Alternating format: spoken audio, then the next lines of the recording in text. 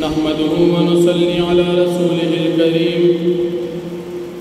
أما بعد فأعوذ بالله من الشيطان الرجيم بسم الله الرحمن الرحيم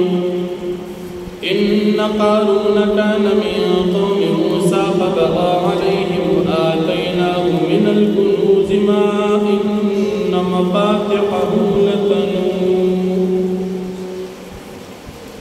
إن مفاتحه لتنوء بالعصبة أولي القوة إذ قال له قومه لا تفرح إن الله لا يحب الفرحين. صدق الله العظيم. سورة القصص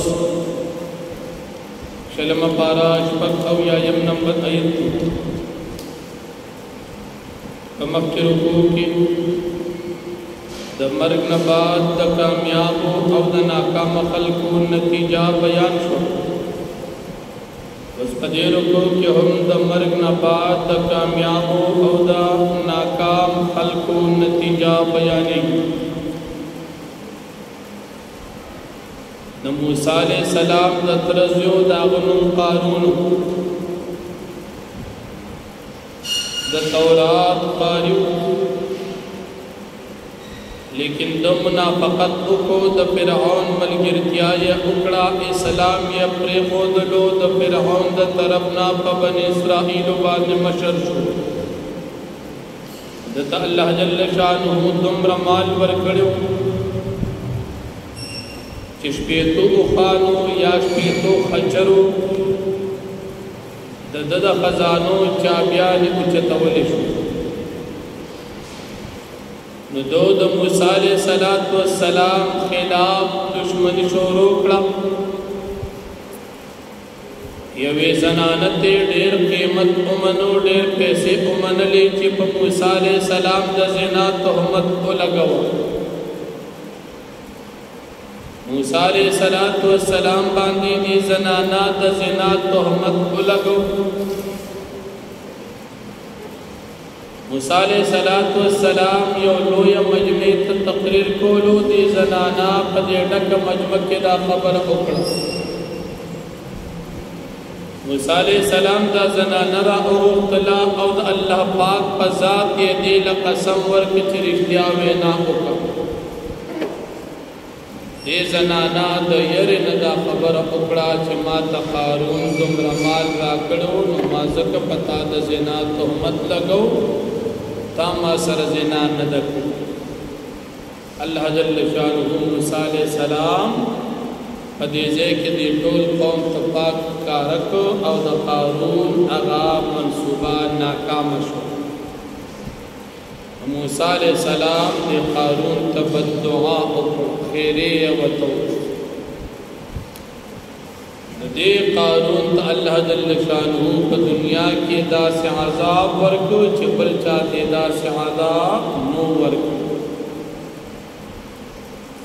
دې قارون ته وویل شو چې تعالی الله مال درکړی دی، تکبر مه کوه او په دې مال کې الله پاک رضا ولټوه، د دې مال حقوق ادا کا، زکات ورکوه، فساد مه کوه. دوی دا خو زما خپل مال دی او دې کې ما سره چا احسان نه دی کړی، دا زما د خپل قابلیت د وجې ماته ملو شوی. الله جل شانه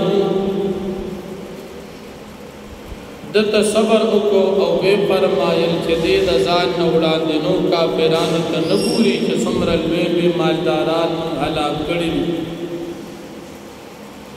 یو ورځ دې په ډېر قیمتي لباس کې د تکبر په حالت کې بهر راووت. دنیادار خلکو چولې د هغې وې کار چې موږ سره همداسې مال وو، ځکه د سره خو ډېر زیات مال دی او ډېر مالدار سره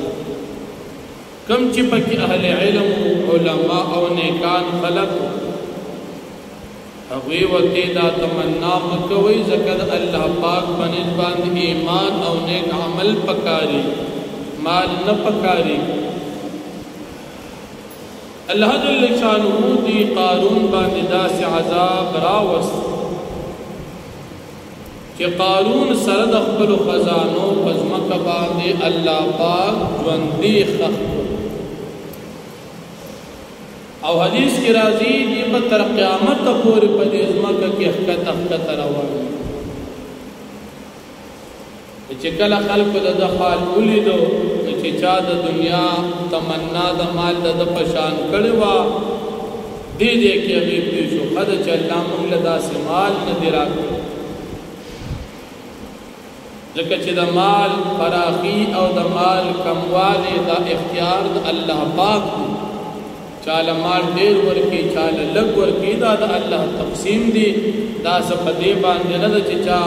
مهنت ډیر دی هغه به ډیر ملاوي او کله چا مهنت کم دی دا تقسیم د الله دی ډیر کرته سره ډیر مهنت کې قسمت کی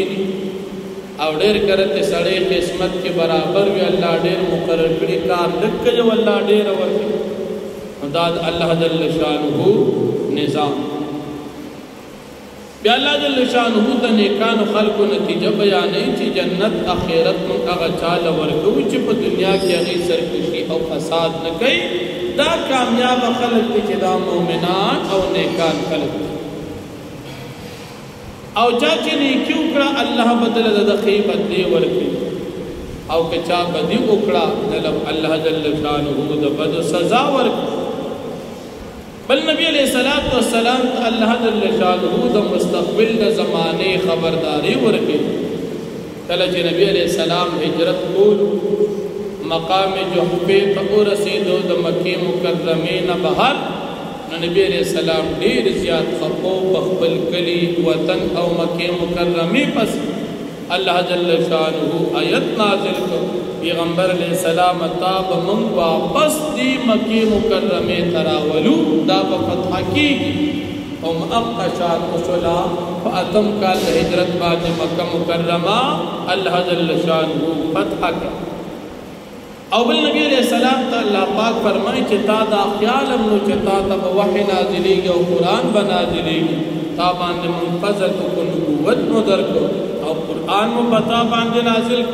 اس پل ذمہ داری سر تا اور سوا دا کافران عمر کی قیامت کوا او دا یو اللہ جل شانہ دا طرف تا خلق را بلا دا طول دنیا فاندا صرف یو دا اللہ جل شانہ ذات دا باقی پاتی کی دن کی دی دا غزات طرف تا دعوت چلوا نو فرمائی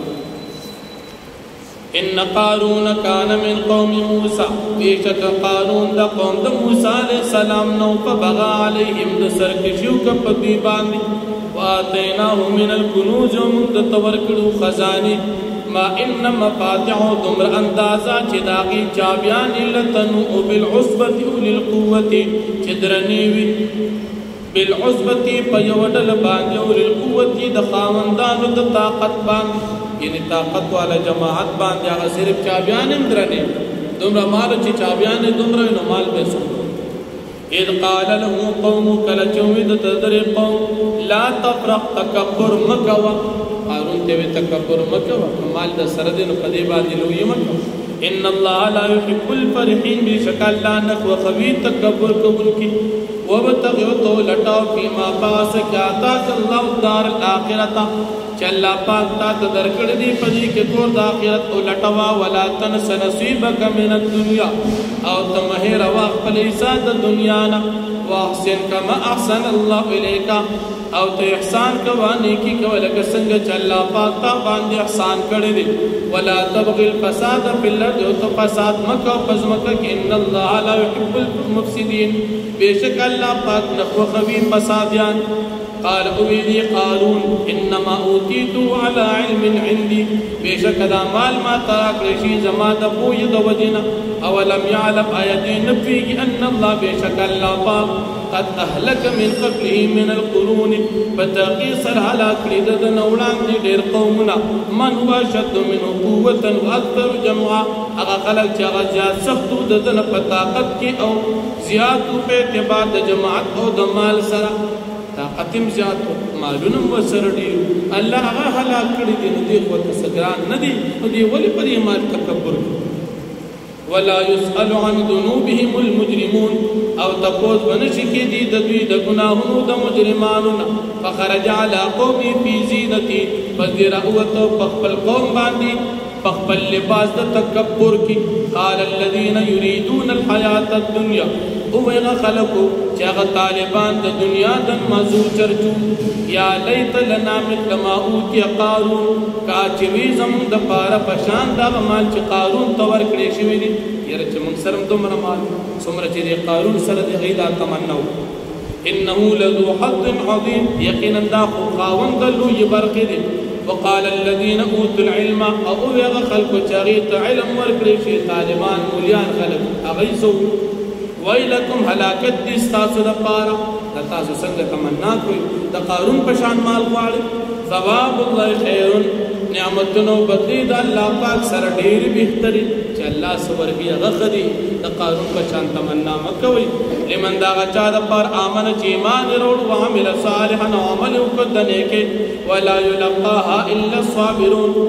او نشي ورکولی دا خصلت او صفت د ایمان او د نیک عمل مگر صبر کوونکو ته. فقصفنا به وبدار الارض، پس موږ دې ژوندي ښخ کړو دی او د کور په ځمکه کې. فما کان له من فئة، پس نو د ده دپاره څوک جماعت ینصرون من دون الله چې د امداد کړو سوا د الله. وما کان من المنتصرین، او نو دې په خپل د خپل ځان بدل اخیستونکي. نو سره څوک ملګري شول چا بچ نه کړو، او نه خپل څه طاقت چې ځان یې بچ کړو، د الله عذاب ونیو. نو مال ښه دي، خو چې کم از کم تا کې تکبر او نشا نه راوړي. هغه مال ښه دی چې حلال وي او د الله حقوق پکې ادا کړي، او په هغې کې تا کې عاجزي راځي، تکبر نه راځي. او که مال وي نو که لږ هم وي خو چې تکبر والي، نو بیا به مسله د قارون په شان. مال الله پاک پیغمبرانو ته ورکړو، لکه سلیمان علیه السلام ته مال ورکړو، غټ بادشاه د ټولې دنیا بادشاه، خو هغه کې سره د مال عاجزي وه. داود علیه السلام سره د بادشاهۍ پیغمبر و، سره د عاجزي.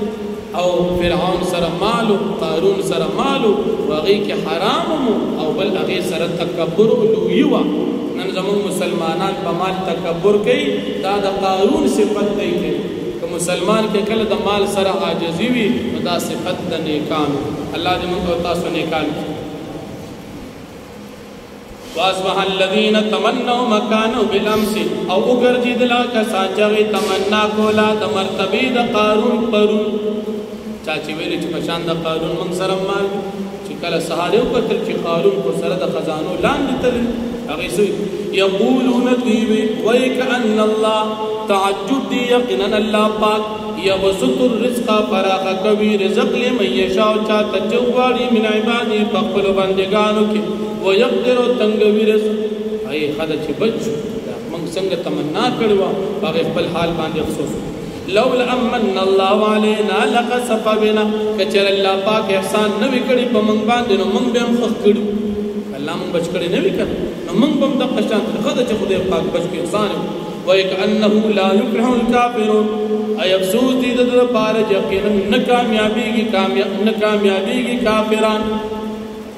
تلک الدار الاخرة، دا کور د آخرت یعنې جنت، نجعلها للذین، من ګرځو د خلکو دپاره لا یریدون علوا فی الارض ولا فسادا، چې هغه اراده نه لري علوا د سرکشي او د بغاوت فی الارض په ځمکه کې، ولا فسادا او نه د فساد. والعاقبة للمتقین، او انجام دې د نیکانو دپاره. من جاء بالحسنة، چا چې راتګ وکړو په کلمې طیبې باندې، فله خیر منها، دا د دپاره ډېره بهتره ده. ومن جاء بالسیئة، چا چې راتګ وکړو په کلمه د کفر او په ګناه، فلا یجزى الذین عملوا السیئات، پس بدله به نشي ورکولی کسان ته چې عمل کړي د ګناه، الا ما کانوا یعملون، مګر هغه کارونه چې دوی کم کړي د هغې بدله. ان الذي فرض عليك القرآن، بشک الله پاک هغه ذات چې نازل کړي دي په تا باندې پیغمبر علیه السلام قرآن مجید، لرادک الی معاد، خامخا به تا واپس کوي په یو نیټې مقرر باندې دی مکې مکرمې ته. نبی علیہ السلام خفو چې خپل کړي نه تلو، الله پاک ته فرمایي خفه کېږه ما، خامخا به دې واپس دی مکې ته یا راولم. قلتو فرمائی ربی اعلم من جاء بالهدى، زما ربی کی باغ چا چې څوک دی په هدایت. ومن هو في ضلال مبين او باچا چې څوک دی په ښکاره ګمراهۍ کې وما كنت ترجو تنوي چې تا امید ساتو ان يلقى اليك الكتاب چې تا ته وحي نازلېږي د قرآن الا رحمتا من ربك مگر تا پتا باندې رحمت تستا د رب د طرفنا فلا تكونن ظهيرا للكافرين پس تمکیگا مددگار د کافرانو ولا يصدنك عن آيات الله او تا دیوان نړوي دا کافران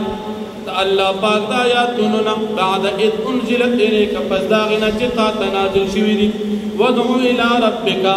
او ته دعوت چلوا خلق تا د خپل رب د طرف ته ولا تكونن من المشركين او تمکیگا د مشرکانو د ډلنا ولا تدعو مع الله الها اخر او تمرا بلا د الله پاک سره نور خدایان شریکان لا اله الا هو نشتري بالمعبود سوا د الله كل شيء هالك الا وجهه هر یو سیس پنا کیدون کی ختمیدون کی مگر ذات د الله پاک نه ټول دنیا به ختمیږي یو الله جل شانه ذات پاک له الحكم دي الله پاک د پاره بادشاہی دا و الیه ترجعون دي الله پاک طرف تاسو ټول واپس دا واخر